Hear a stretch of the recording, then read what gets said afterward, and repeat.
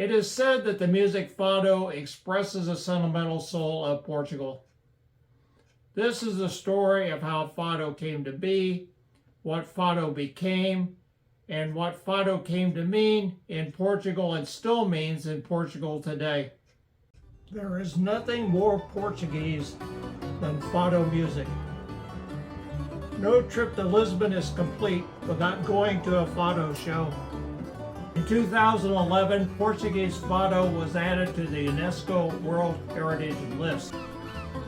Many think that the word fado comes from the Latin word fatum, which may mean either destiny or death.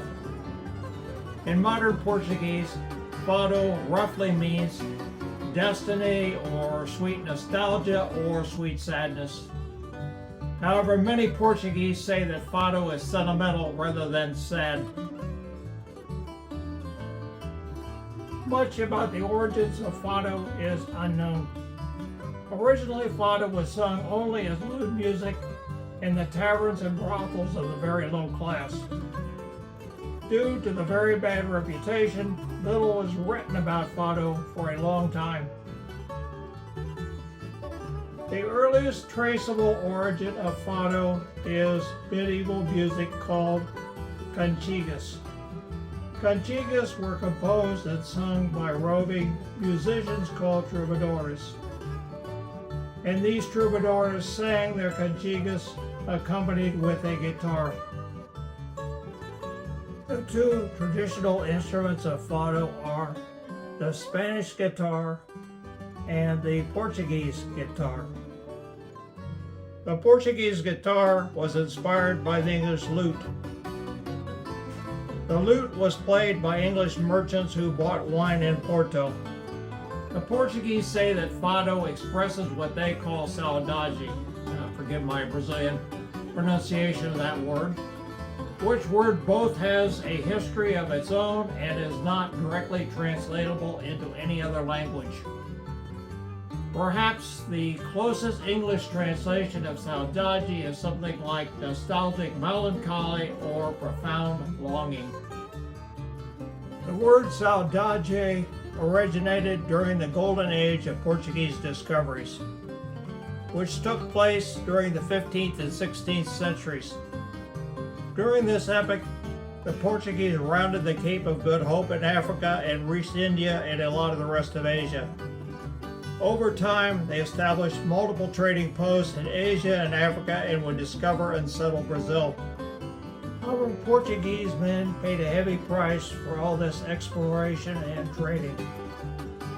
These voyages often lasted for years, and the men who went on these voyages were hard men. Many were hardened warriors. And when they arrived at their various destinations, they often were not very nice to the locals. In fact, many times what happened, it was just outright conquest. So there were many, many battles, and of course, some of them were killed. And there was also a big danger of shipwrecks, which many more would lose their lives. The result was that Portuguese men were gone for years or never returned at all. The women and children of this epoch suffered profoundly during the absence of their men. This suffering came to be known as saudade. In 1806, Napoleon invaded Portugal. The Portuguese royal court fled to Rio de Janeiro. Nearly 15,000 Portuguese accompanied the royal court to Brazil. Portugal was liberated from Napoleon in 1809. Even so, the royal court stayed in Brazil for 13 years. As a result, one surprising origin of fado is African. During the 13 years the Portuguese royal court lingered in Brazil, these Portuguese were exposed to the music of the Africans who were enslaved there. The result was African music fused with traditional Portuguese music to form the precursor to fado. In 1821, a grave political crisis in Portugal forced Dom John VI to return to Portugal. The Portuguese who returned in the decade of 1820 brought this new music with them, which became Fado. The first written mentions of Fado appeared around 1830. Fado initially developed in the low-class taverns and brothels in the Alfama district of Lisbon. Laborers, fishermen, and sailors frequented that district. The first fadista to gain fame was Maria Severa. She was born in Lisbon in 1820.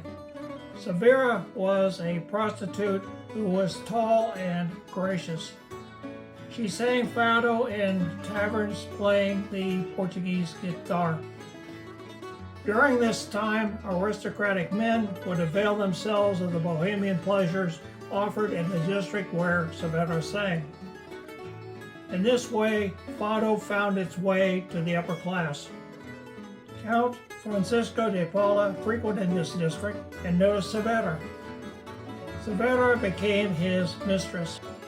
Francisco had Severa sing fado for his upper crust guests at the posh social functions he held. Unfortunately, the Count eventually got tired of her and threw her out. Severa died of tuberculosis in 1846 when she was only 26. After her short life, the memory of Severa grew to almost mystical status. In 1931, the director Leoton G. Bajos transferred her legend into the film of Severa. Here is Severa in that film introducing fado to the high-class guests of Francisco.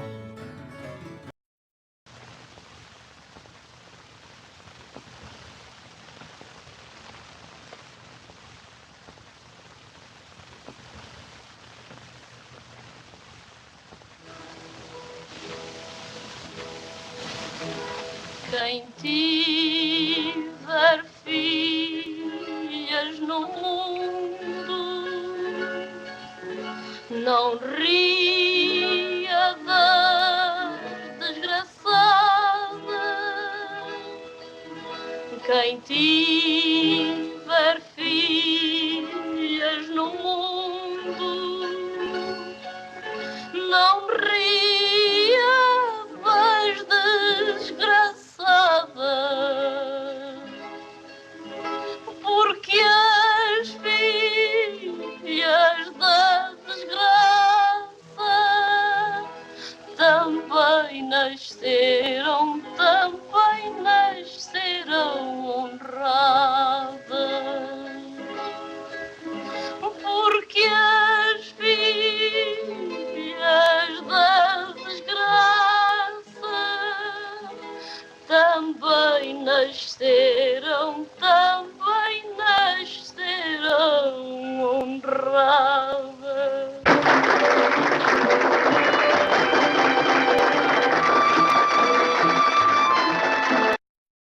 The theme of early fado often pertained to the struggles of the working class.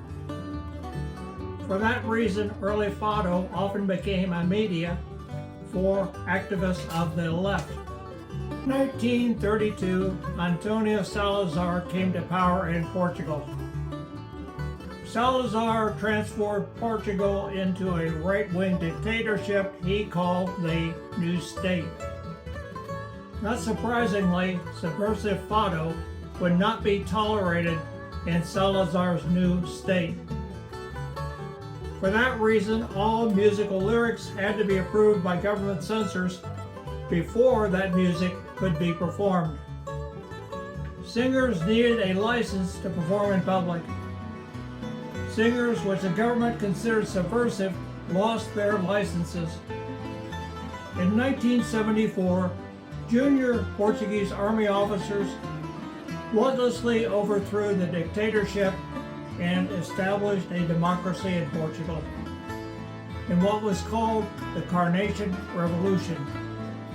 Because the dictatorship had forced fado to support it, for a while after the revolution, Fado was briefly unpopular. However, Fado soon regained its popularity. The most popular fadista of all was Amália Rodrigues. Amália was popularly known as the Queen of Fado.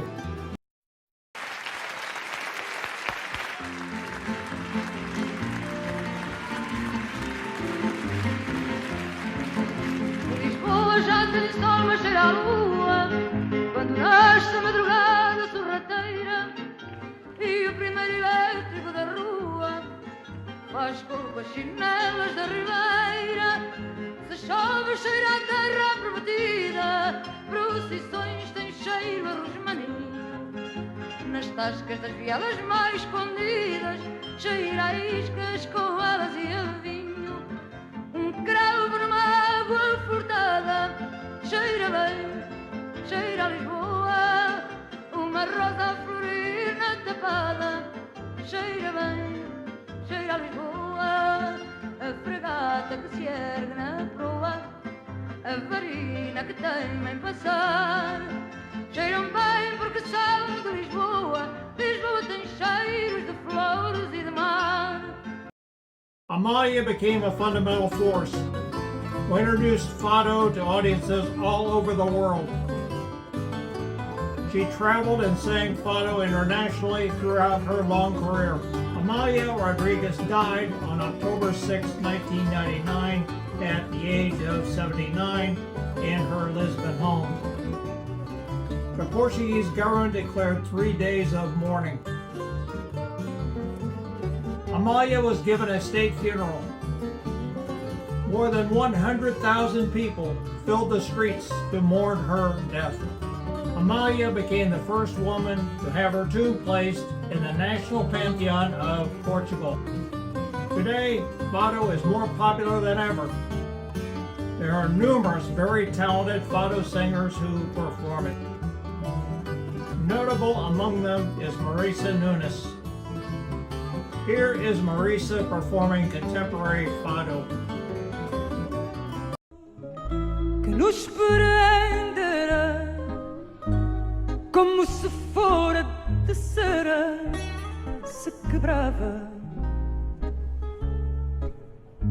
e desfazia. Ai, funesta primavera, quem me dera, quem nos dera ter morrido nesse dia. Ai, funesta primavera, quem me dera, quem nos dera ter morrido nesse dia.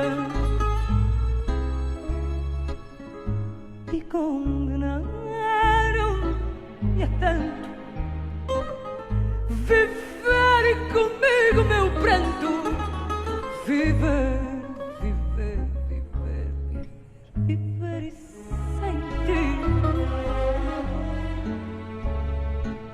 vivendo sem, no entanto, eu me esquecer desse encanto que nesse dia. For 200 years, Fado has been expressing the sentimental soul of every Portuguese generation. Today, Fado is alive, full of energy, and fully ready to express the Portuguese soul for at least another 200 years. Thanks for watching.